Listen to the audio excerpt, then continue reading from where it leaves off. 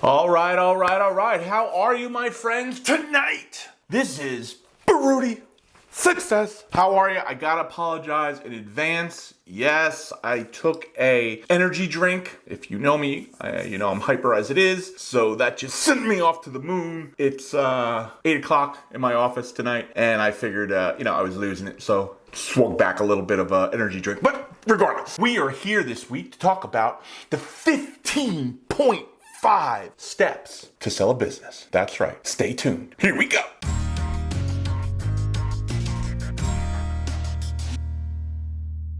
This is a lot of steps, right? I could have probably went, 20, 30, 40. There's a lot of steps to selling a business. I cut it down to 15.5 for you. But if I go way into depth in this, this would be a 3-hour video. We're not doing that. All right. We're just going to go into the 15.5 steps. I'm going to give you a high elevation of the steps, but I'm a blogger now. Yes. Basically, it's my scripts for YouTube, but I'm putting them into blog form and they're on my website. That's right. Go to thebestbizlife.com. That's thebestbizlife.com. It'll really give you an in-depth of my videos, okay? So let's get into it. Number 1, get in the right mindset.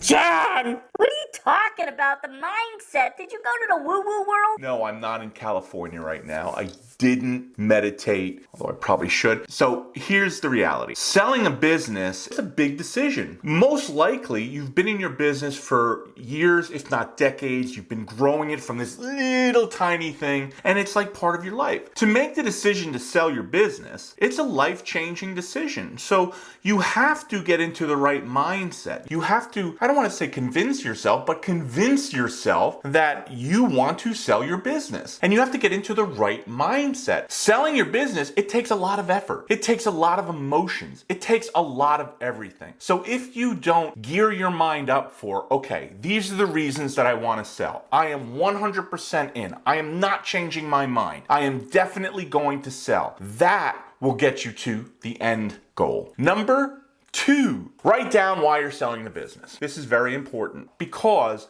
the poop is going to hit the fan. I'm just being honest with you. And if you have it written down, Larry, this is why I'm selling my business. And when things go bad, I look at this list and I go, yeah, all of those are good reasons. I'm going to invest the money. I'm going to go to Paris. I'm going to start a new business. I'm going to be in a different business. Whatever your decisions are, it's written down. So when things get bad, you know to go to your list and you'll understand, okay, all right, I'm going to hang in there. I'm not going to quit. I'm not going to fail my employees that are counting on me selling to a good business person or a good group of business people to keep going and have their jobs. I'm not going to fail them. Number 3, get your financial house in order. What does that mean? Not only do you need the finances of your company to be easily read, you have to gear those finances towards somebody to buy it. As a business person, as an entrepreneur, I don't want to pay anything more than I have to. So if I'm a going concern, I want to operate for the next 20 years.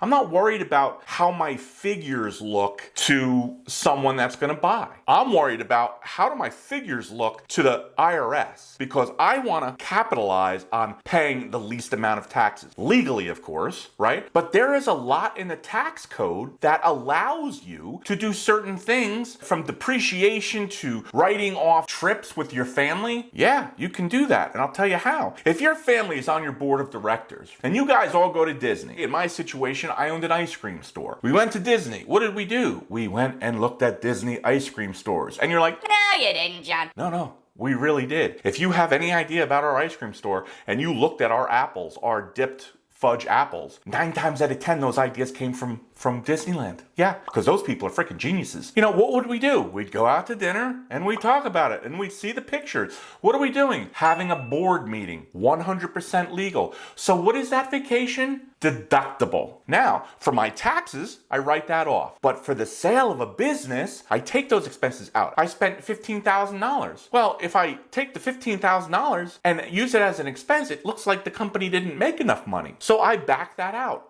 legally. So when you go and your prospective buyer goes, but John, I don't understand. Your tax return doesn't match with your P&L. Yeah, Larry, it doesn't. And I'm going to tell you why. X, Y, and Z, what I just said.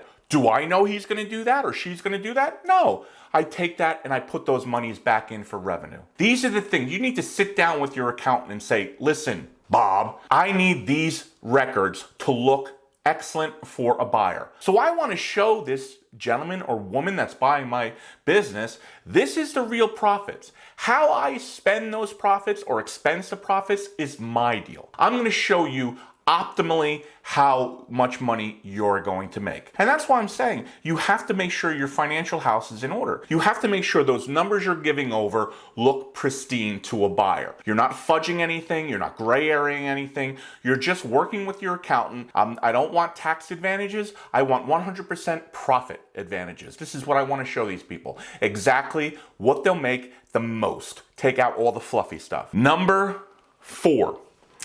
Step up your marketing and brand awareness. John, what are you talking about? Aren't we selling the business? Yes, Larry, we're selling the business. But guess what? If you want to make the most money possible out of the sale of your business, you have to go to bat with your business. Maybe you've gotten a little lazy in the last couple of years. Maybe your marketing isn't as great as it used to be. Maybe it's not as great as it could be. Maybe you've taken your eye off the ball. For these 3 to 6 months, you're going to put your eye back on the ball. And you're going to go back and you're going to say, okay, how do we market this company better? Do we run a birthday program? Do we have some sort of marketing blitz? Do we go back to sidewalk sales? Do we do a buy one, get one, a BOGO? Do we put more Facebook ads out? Regardless, come up with a strategy to ramp up your marketing efforts because you want the most going to the bottom, to top line, to your revenue. And you want that before you list this business. And if they say, why the spike in business? You tell them, well, to be honest with you, I'm just showing you what this company can do. And I didn't even try that hard. This is me, after being lazy after a few years, showing you, Mr. Buyer, that this business has so much more to go. Imagine if you come in and breathe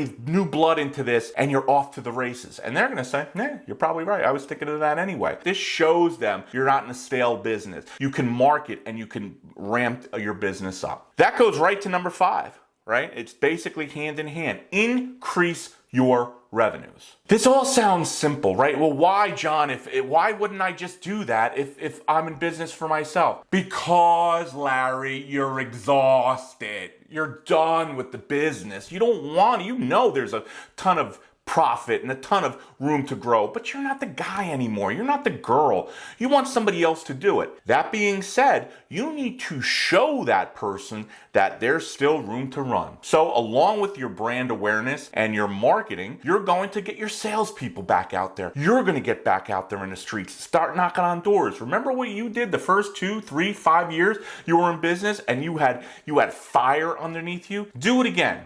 Month, 2 months, that's it.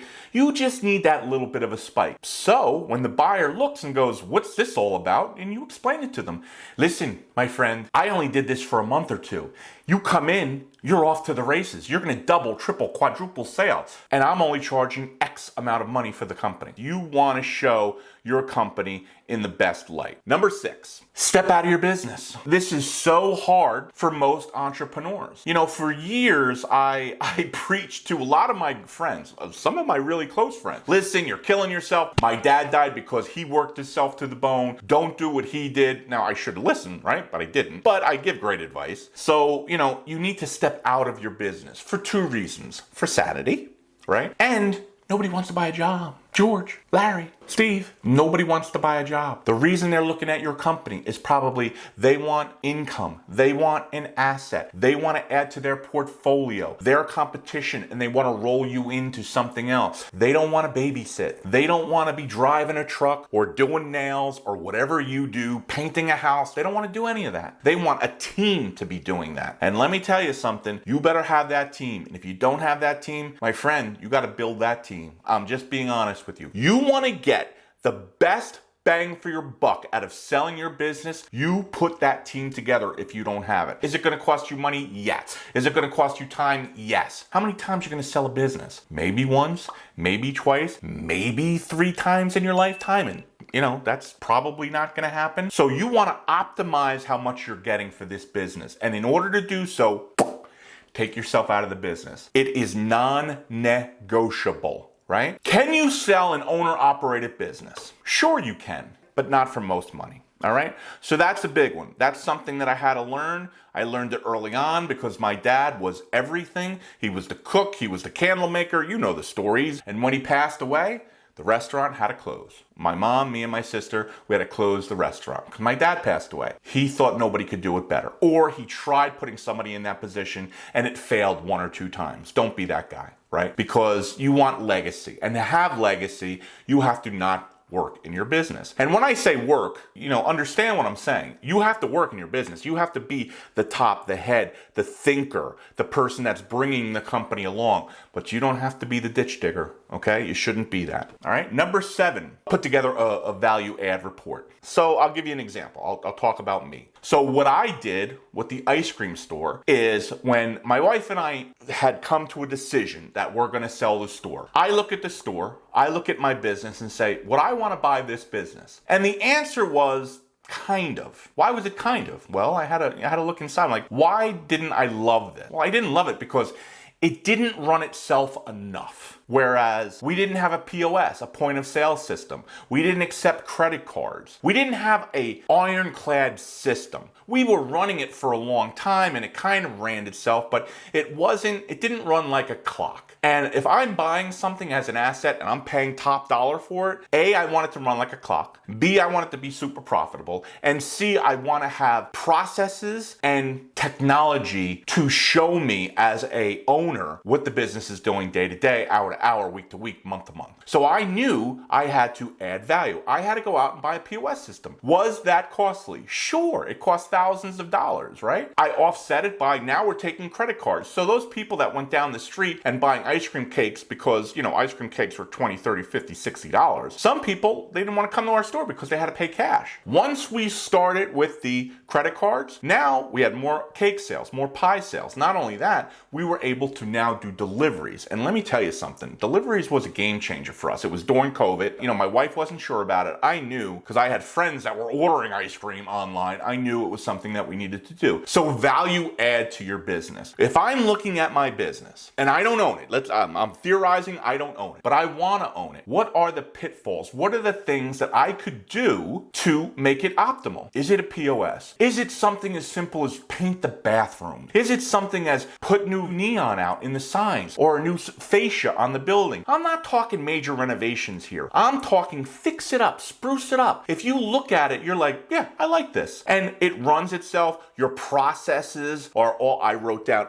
all our processes. I made a binder of, okay, you open the store A, you do this B, we do this C. Now we're closing the store. We do it A, B, C, D, E, okay? At the beginning of the season, how do we open the store? At the end of the season, how do we close the store? Multiple, step by step. I handed the new owners a binder. They basically had to look at it. Now, listen, they don't have to listen to it. They could do whatever they want. They're the new owners. It's their dime. But if you're a new owner and you have a successful business, you might want to pay attention to that list. If there's a list. If there's not, you're going to be like, especially if you're not an entrepreneur or this is new to you buying a business, you're not going to want to walk into something that you've never done with no plan. So put all those processes together. Value add, right? The other thing is do a value add report. What does that mean? Well, so after you do those things and you've done whatever, for me, POS and putting a system together, then you do a report, a white paper, let's say, and say, listen, these are the things I would do if I'm going to stay here another 2, 5, 10 years. What are they? Well,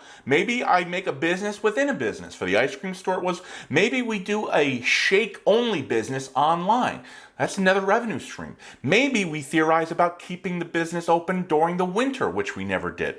All these ideas that you could do to add to the bottom line. Are you going to do them? No, you're not. But you want to show them that there are so many other ways, so many things that you didn't do that they can do to make this business double, triple, quadruple. The reason being is because you're asking top dollar for this. You're not asking $20,000. You're asking whatever the market can bear. And you should get it if you're doing all these things, that it runs well, that you're showing them all the things that they could do in order to make it that much more valuable. Number 8, put together a timeline. A timeline?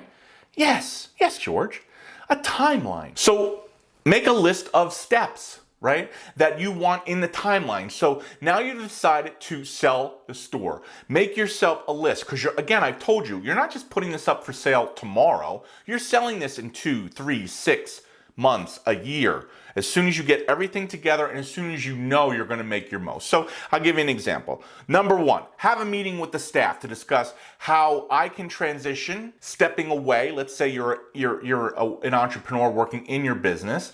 Now you have to step away because we just discussed that you can't be working in your business. You have to work on your business, and especially if you're going to sell your business, you can't be digging ditches. So you're going to have a conversation with your employees. Listen, I'm going to step back. I'm going to give you guys, you're going to have more control. You're going to have, more responsibility. I'm going to increase your pays. We'll have that discussion, right? But I need you to do more, or if you feel overwhelmed already, we need to hire more. We need to hire a manager, a supervisor, a project manager, whatever it is, right? A GM, whatever it is. You need to hire it or bring up the people in your company. You have to have a meeting about that. You have to talk to them about that.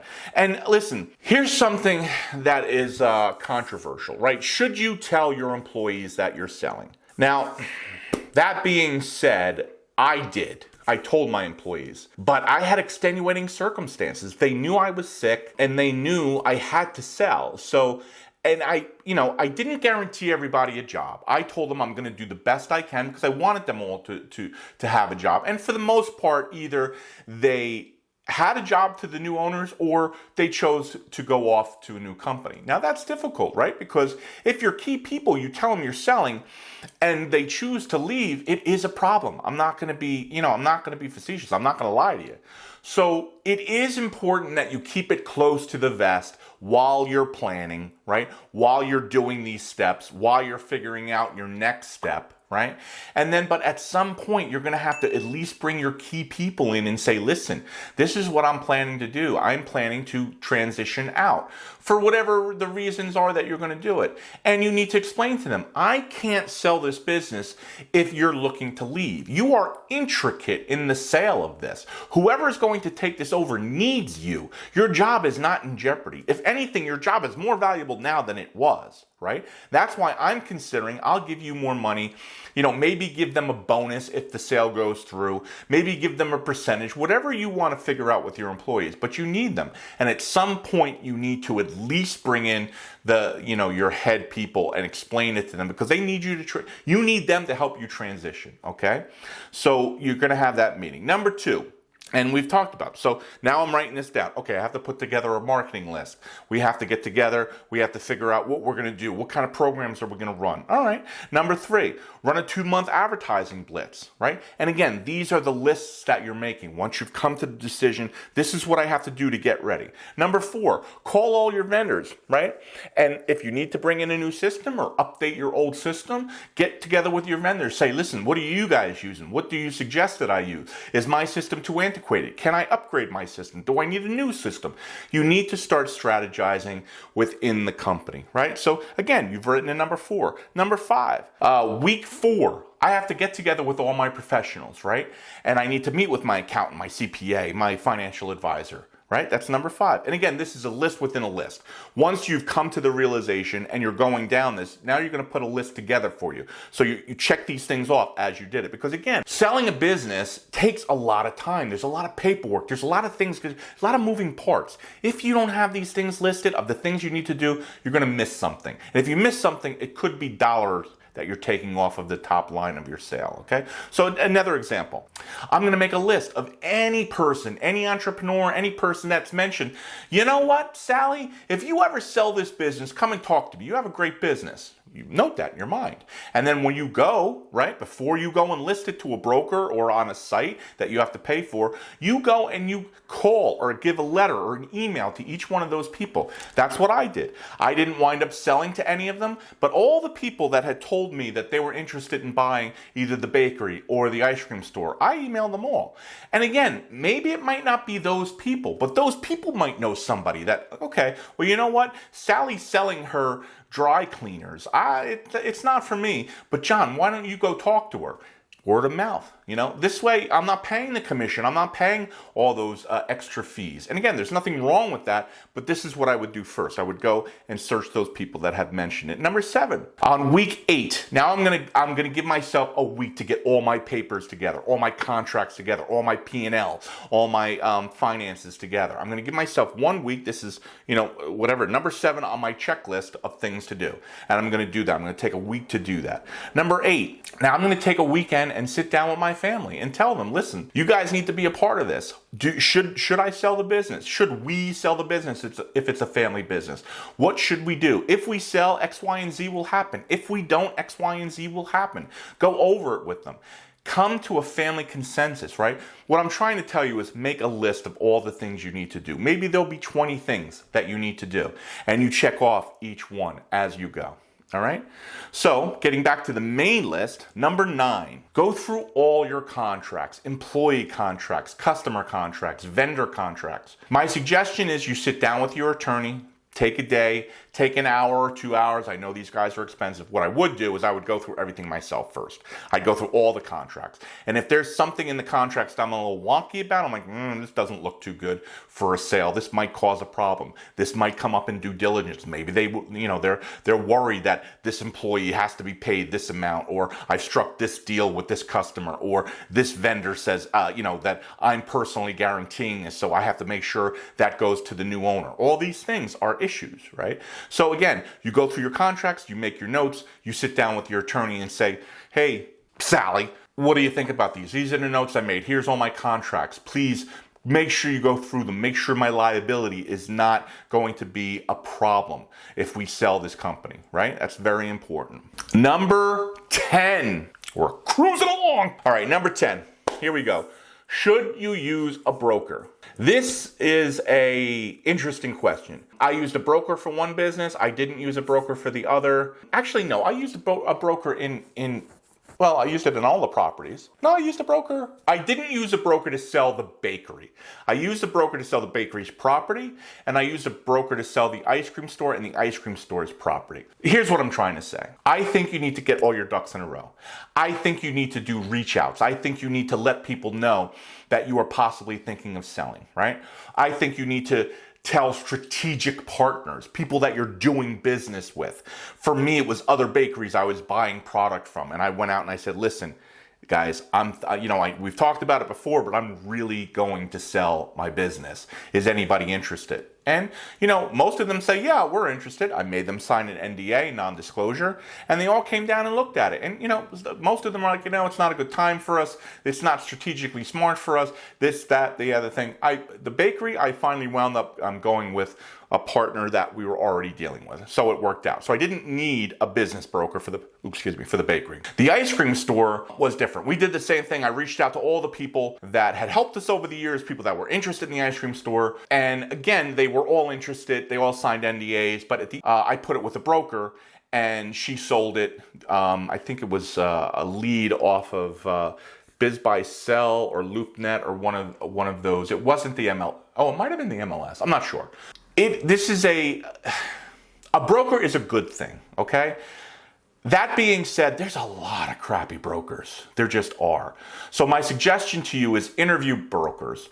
Listen, if you want an ice cream store, listen, Sally, have you ever sold an ice cream store? No, John, we haven't. But you know what? I sold a pizzeria. I sold a high-end restaurant. I sold, a dry cleaner. So I've sold businesses. Okay, similar, not exactly the same, but they have similar attributes. Fine. Or no, I've never sold anything like that. But give me a chance. Probably not. I wouldn't go with that person. Now, that being said, the broker that we went with to sell the ice cream store, she had not sold anything commercially, like that, like a business. She sold commercial properties, but not a commercial business. The reason we went with her was because her family, her dad, had sold businesses before. I know they were very close. They were basically in business together. So I knew her dad would be a terrific steward with her. And, me and my wife just absolutely loved her. She's a great person. So we gave her the chance. And she knocked it out of the park. And not only did she knock it out of the park, she was way more attentive than any other business broker would have been. I mean, she was on top of it. And I knew this about her, and that's why we went with this particular broker. Shout out to Jen. So that worked out well. That being said, not all brokers are that way. And that's sad to say, but I'm just being honest with you, okay? So you need to interview people. You need to talk to people. You need to get in their mind. What have they done? What haven't they done? What are the suggestions that they're giving you in order to sell the business? Are they mentioning LoopNet? Are they mentioning the business sites, Buy, Biz, Sell? Are they mentioning these things? If they're not, they don't know the business, and you probably shouldn't go with them, right? So it's important. A good business broker is going to cost you 10%, which is a lot of money. They're going to give you valuations. They're going to take you by the hand if they're good, but there's pros and cons. So this is a decision that you have to make. My suggestion to you is that interview them, talk to them, see what they've done, and make sure you reach out to prospects first. Because listen, you might be able to get somebody interested and then negotiate with the broker. Say, listen, I already have somebody interested. Will you work the deal for a lesser fee? Let's say their fee is normally 10. I've already got the customer. You don't have to do any advertising. You don't have to do anything. You just have to do the last mile, right? You have to put the contracts together. You have to do, would you take 2%? They could say yes, they could say no, but now you've negotiated it down because you're bringing them basically the customer. These are all things that you can do with, especially business brokers. I would not suggest going with a regular retail broker, like a regular retail real estate broker. Again, unless you know that they've done deals like this before, okay? Number 11. Interview and upgrade your professionals. Now, we just talked about brokers, right? But you have to get your CPA involved. You have to get your lawyer involved. You have to get your financial advisor involved. There could be, depending on your size business, and if you sell it, there could be a windfall. What are you going to do with that money? How are you going to invest it? You need to talk to your tax accountant and tax lawyer and say, listen, I'm selling a piece of property. Should I 1031 exchange it? And, I go into that in other series, and actually in this blog, you can click on it says 1031. It will bring you to the federal website explaining to you what it is. It's basically you're swapping like for like property. If I'm selling a property for $1 million, if I buy another property within a certain amount of days, and I buy another piece of property, I don't have to pay any taxes on that piece of property, right? It's like for like, and it's dollar for dollar. If I'm selling it for $1 million, I'm putting $1 million into it. There's a lot more complications to this. I'm simplifying it, but these are things that you need to talk to your professionals about, right? These are the things that they should be advising you. Listen, if you're going to sell your business for $1 million, $1 million, that's great. Hey, Sally, what am I going to wind up with? Well, there's going to be capital gains. We have to recapture depreciation. We have to do this. We have to tweak that. There's a lot that goes into it. And they can do, they can look and they can do projections for you, what you need to do. Because if that $1 million is going to wind up being $500,000 at the end of the day after taxes, you might think, I don't know, maybe I don't want to sell this. Maybe I want to do all the things I'm doing, revitalize the business, maybe go out and find somebody, a strategic partner, or maybe get somebody in the business and say, listen, I want to sell, but I'm not too sure. Why don't we work together and I give you a piece of the business and you become the working partner and I start transitioning out. There's many things you can do. Talking to your professionals, your lawyer, your accountant, your financial advisor is a must. And let me tell you something. If they start, if they start that, look for a new advisor. Period. The end. If your CPA doesn't understand when you go to him, listen, I need to make this optimal for selling. And he's like, well, what are you talking about? Just show him your taxes. You need a new tax person. I'm just telling you that. If that guy doesn't know that he's been optimizing for taxes all these years, and now you need him to optimize for a sale, you're with the wrong accountant. Period. You shouldn't have to hand feed them that. They should know that. Unfortunately, I've gone through that, right? I do a lot of research. I love doing it. I'm watching guys on the internet that are telling me you could do X, Y, and Z. I look to my account and they're like, what are you talking about? Send them the video. They're like, oh, yeah, I knew about that. No, you didn't. You didn't know about it. Or if you did, just be honest. You know what, John? That's an interesting way to go. I've never thought about it. Let me research it. How about that? How about being truthful? All I'm saying is that you need to put your professionals up against the wall right now. You need to test them because they're the ones that are going to bring you home. Your attorney is the one that's going to do this sale. And if your attorney is the wrong attorney, right? I'm not telling you to go and get a mergers and acquisition attorney. I'm not telling you to do that. I am telling you if it's a big enough deal, right, and there's a lot of little quirks into it, you should probably look to go to a mergers and acquisition. Is it going to cost you money? Yeah. I spent, I think, $30,000 or $40,000 on my attorneys for the bakery. Now, people look at me and go, and they did, the person buying, you're an idiot. Why would you spend that kind of money? Well, lo and behold, when he tried to screw me with the deal, and we brought him the contract that was ironclad, amazingly, the deal worked out. So if that was drawn up by any other basic attorney, they probably would have walked all over me. And because I had the attorneys I had, did I get all of my money? No, listen, that's the way it goes, right? But did I get the majority of it because I had the right contract, because I had the right attorneys? You damn skippy, I did, right? So depending on, if you're doing $100,000, $150,000, $200,000 deal, you're not getting a mergers and acquisition guy. If you're doing $1 million, $2 million, $10 million deal, you got to go look for the right attorneys. I'm just telling you. Same thing with the CPA, right? If they can't tell you what their opinions are to make this most tax advantage to you, selling, showing the buyer, how to optimize and all those things, they're not the people for you. This is an important step. Interviewing, talking to your professionals, and if they're not the right people, starting to look for the right people, okay? Number 12, create an inventory and asset list. Again, just like I just said, going and talking to your professionals is important. Putting these lists together, going through all of your stuff. What do I have in assets? Well, at the bakery, I had bread lines, I had rolling systems, I had mixers that were the size of cars, I had ovens that were the size of buses, I had trucks, I had all this equipment, right? That's an asset list. You need to explain to them, okay, is this in the deal? Well, for me, most of it was, but I had a very large line, a roll line that was worth a lot of money. And I knew the person buying my business already had one of these roll lines. And I told them, listen, this roll line is, whatever it was, $60,000 if you want to buy it. He's like, I could buy that for $10,000. Okay, well, I'm just telling you. So you don't want it in the deal? No, I don't want it in the deal. No big deal. Made a couple phone calls. I sold that roll line for very close to that. Right? Now, they didn't want it. I took it out of the asset list. You have to list everything. And if you have certain things that are like that are super valuable, or if you have IP, or if you have trademarks, things that are very valuable that you could either leave in the deal or take out of the deal, but you got to put a line item on how much it's valued. And you need to do this anyway for tax purposes. You need to make that asset list. And also, you need to make an inventory list. Again, if you're like me in the ice cream store, right? We made an inventory list. That was the very last thing we did. So right before we closed, I made a whole inventory list, and it was understood in the contract, whatever the inventory is, you're going to pay for it. Now, there's ways to negotiate that. They might say, no, I'm not paying 100% on that. I'll pay you 70% of that, or 50%, or 40%. You do those negotiations before you go into the closing room. But you have to be paid for your inventory, right? There are situations that you walk away from your inventory and you say, listen, just take it. And I don't know what situation that would be. But for me, in both situations, both the wholesale bakery and the ice cream store, we gave them an itemized list and they paid us X amount of dollars for it. So those two lists are important. They're important to your contracts, okay? Number 13, value your business, right? So here we go.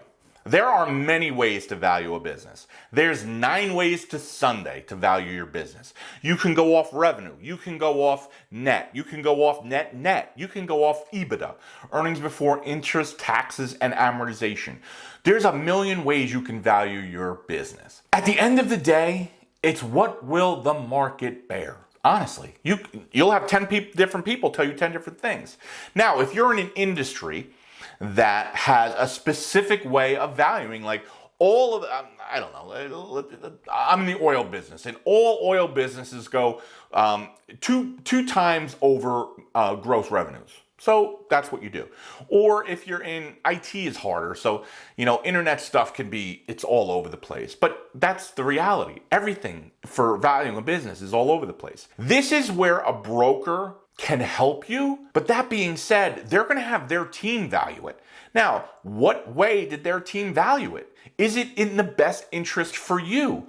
or is it in the best interest for them to get it sold? You got to do your due diligence on this. You got to do some research. You got to do some searching. What have ice cream stores sold for? What evaluations? What have wholesale bakeries sold for?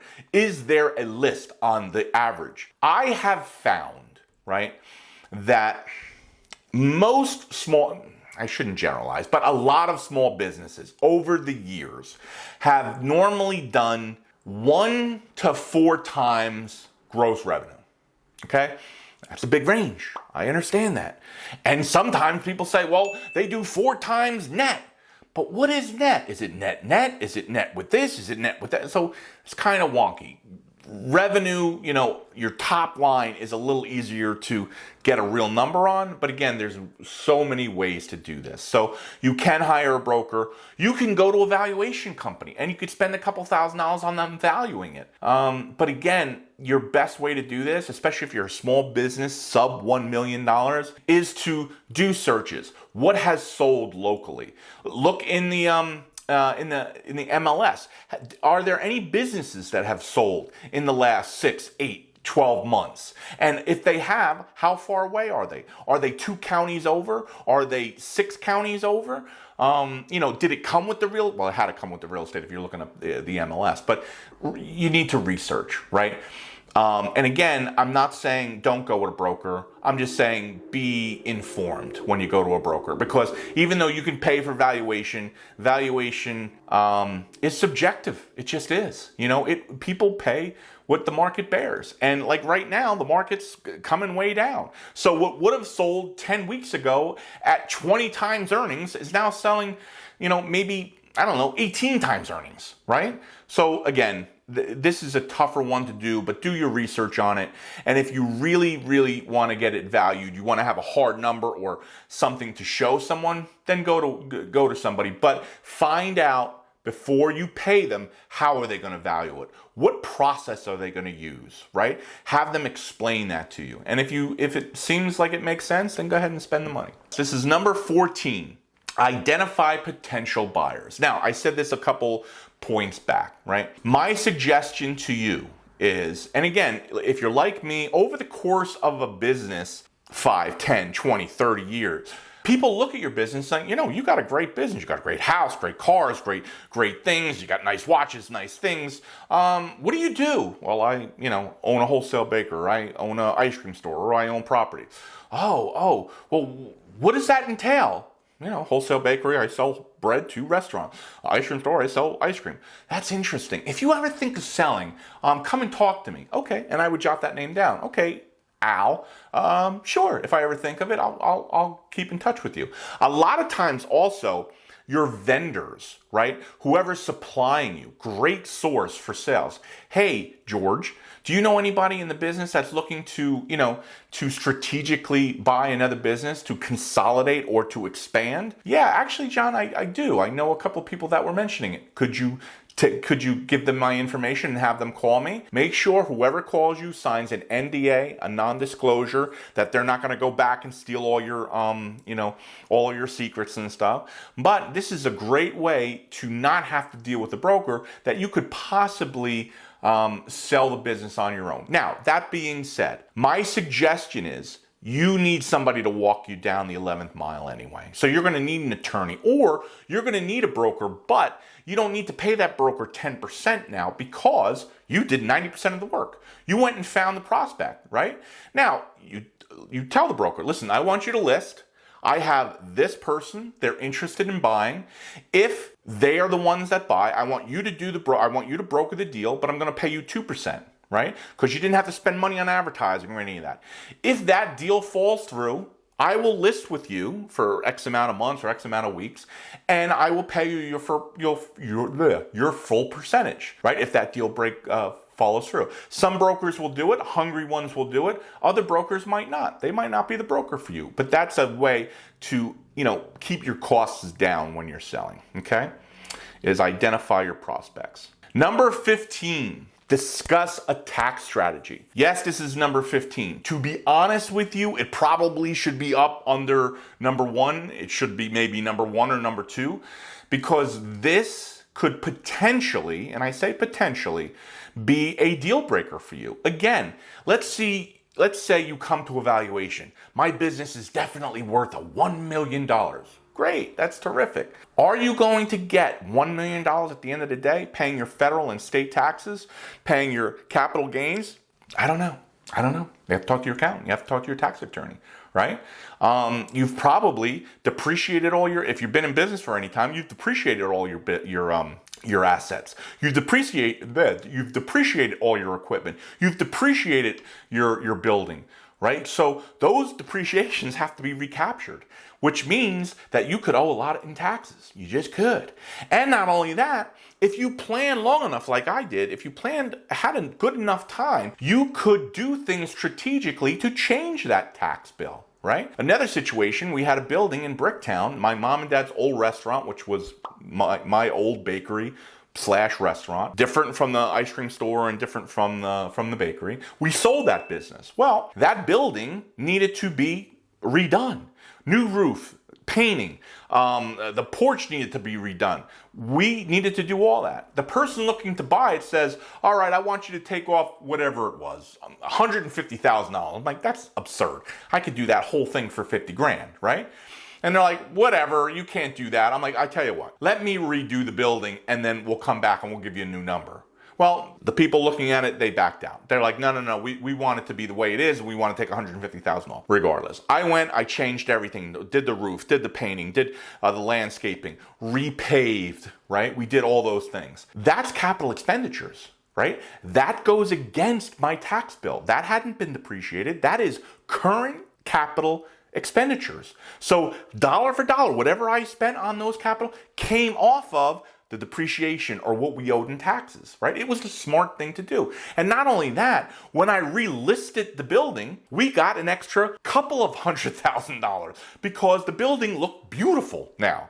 So dilapidated, it could only sell for X. All brandy spanking new, it could sell for Y. And not only that, you just took all that money and now you took that off your taxes. So these are things you need to talk to your accountant or your tax strategist with. These are important things because they're going to give you, okay, John, if you do that, they're going to give you projections. If you do that, you're going to owe X amount of taxes. You're going to take home this amount of money. If you don't do any of that, you're going to pay this amount of taxes and go home with this amount of money. After doing all this and looking at those projections, you may decide, no, I don't want to sell. That's ridiculous. To do all that work and have to pay all those taxes, that doesn't make any sense. Or you're going to say, well, I'll do it, but I'm going to do a 1031 exchange on the property. It makes sense for me.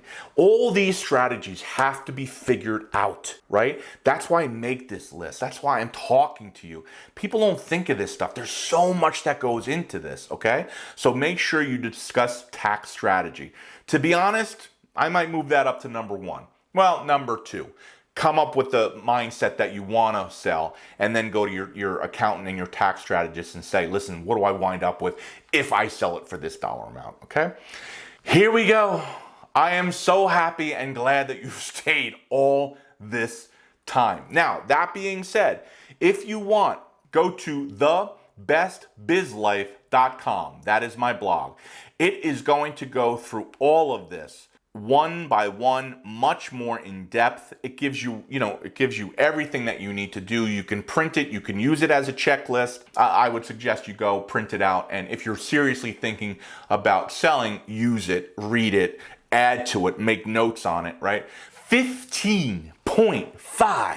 Why didn't I make it 16? I don't know. I'm a strange dude. So 15.5, that's the number we're at.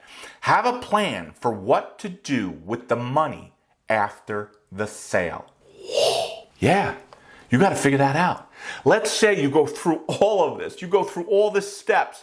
You go through all this, all of these things. You find the buyer. You sit down. You actually come to a meeting of the minds. There is a paper sign and an electronic check goes into your bank account for whatever, 50,000, 500,000, 5 million, 500 million, whatever the dollar amount. What are you going to do? I actually have a video to tell you. right? Or to help you, not to tell you, because you can do whatever you want with your money. Give you suggestions that I did, give you suggestions of what you should do, how to plan, right? But this is important. This is the last step. You're on the runway. You're about to take off. You're about to, wipe your hands and say, I am done. Wipe your forehead. Said, whoop, can't believe I got through this. Now what do? Set up some goals, right? Set up some realistic goals. Did you want to spend money on whatever, a new watch, a new car, a new house, a vacation, or whatever? Get that out of the way. Go and do it, right? And then come back and say, okay, what am I going to do with the rest of the money? How am I going to invest it? Am I going to start a new business? Am I going to do something new? Am I going to relax? Am I going to start a new golf game? Am I going to, start volleyball? Whatever. Come up with a list. Come up with an idea, come up with goals. Because so many people get to this step and then are paralyzed on what to do. They're like, what am I going to do? This is the biggest thing. I did it too. If I sell my business, what am I going to do? Well, think about it. What are you going to do? Are you going to take walks on the beach? Are you going to start a new thing? A new passion project like I'm doing, which I absolutely love? Are you going to, start a new business? Are you going to buy an online business? Are you going to do a new brick and mortar? Whatever. Come up with ideas. You don't have to stick to them, but have a plan. Say, this is what I would like to do. Bring your family in on it. Listen, guys, what are we going to do with the money? Well, we got to send little Johnny, little Sally to college. Check. Put that money aside. Right? I want to go to Paris. Check. Put that money aside. I want to buy myself a Bugatti. Whatever you want to do, figure it out. Right? And then come up with a plan and then invest the money. Because to be honest with you, get the spending out of the way in the beginning, because so many people burn through their savings, right? And I don't want that to be you. So come up with a strategic plan. Again, I will link in the description on what to do with the money at the end. And I'll give you some suggestions how to invest it, how to spend it, and all that. So I just want to say thank you guys for sticking with me for this long. This was a long one, I'm gonna be honest, for me and for you. But I just want to say thank you guys. I know the channel's not big. I know it grows little by little, and I'm excited by that. And I just want to say thank you.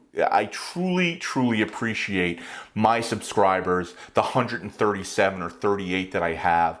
You guys tune in every time I do a video, and I'm just thankful for it. And I can't wait to see where we go from here. Okay? So, we'll see you on the next one. Oh my god, that was super long. Super long. I gotta shorten these up. We'll see you on the next one.